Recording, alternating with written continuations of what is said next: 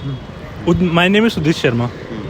I'm from Ujjain. I'm preparing for UPSC for around 2-3 years. Yeah. I recently shifted here in ORN. पूछो question. So, what is the hurdle for the prelims? Sir जैसे कि prelims की बात आती है तो सबसे पहले प्रीलिम्स में ये चीज़ें आती हैं. एक तो कंटेंट की कि कंटेंट है, और यहाँ पे जैसे हम ORN में भी बैठे हैं तो ORN में सबसे बड़ी दिक्कत ये है कि कंटेंट फ्लडेड है मार्केट में. एक सब्जेक्ट की काफ़ी मोटी मोटी, जो इस सब्जेक्ट से 1 या 2 क्वेश्चन आ रहे हैं उसकी इतनी मोटी मोटी बुक्स हैं. तो अब उसके लिए आपको जो नया एस्पिरेंट आता है उसकी ये दिक्कत आती है कि कंटेंट बहुत सारा अवेलेबल है. दूसरी चीज़ ये आती है कि कंटेंट इतना हो गया तो अब उसको पढ़ना कैसे है.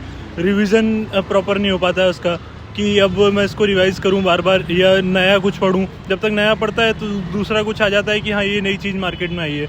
तो ये हमें दिक्कत आती है सबसे पहले कंटेंट की. दूसरी दिक्कत ये आती है कि टेस्ट सीरीज़ की. जैसे अब हमने पढ़ तो लिया, बट अब उसका इशू आता है कि हम एग्ज़ाम में, एग्जामिनर को बस ये पता है कि आपकी कॉपी में आपने कौन से OMR में मार्क करें, उस हिसाब से आपके नॉलेज पता है उसको. आपको बैकग्राउंड कुछ नहीं पता है कि आपने कितना पढ़ा है, आपने कितनी बुक पढ़ी है, आपने लक्ष्मीकांत 10 बार पढ़ी, 15 बार पढ़ी. उसको ये मैटर करता है कि आपने आंसर मार्क करा कि नहीं करा. तो वो कई बार जल्दीबाजी में हमसे ऊपर नीचे मार्क हो जाता है या फिर हम क्वेश्चन नहीं पढ़ पाते हैं. तो दूसरी दिक्कत आती है प्रैक्टिस की, जो टेस्ट सीरीज़ के हिसाब से होता है. तो टेस्ट सीरीज़ भी अब बहुत सारी मार्केट में फ्लडेड है. काफ़ी टेस्ट सीरीज़ मिलेंगी आपको.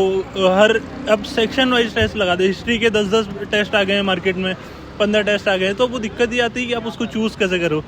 कंटेंट का हो गया, टेस्ट सीरीज़ का हो गया. तीसरा, अब हम लोग आते हैं बाहर से आए हैं, हम सबका अलग अलग बैकग्राउंड है.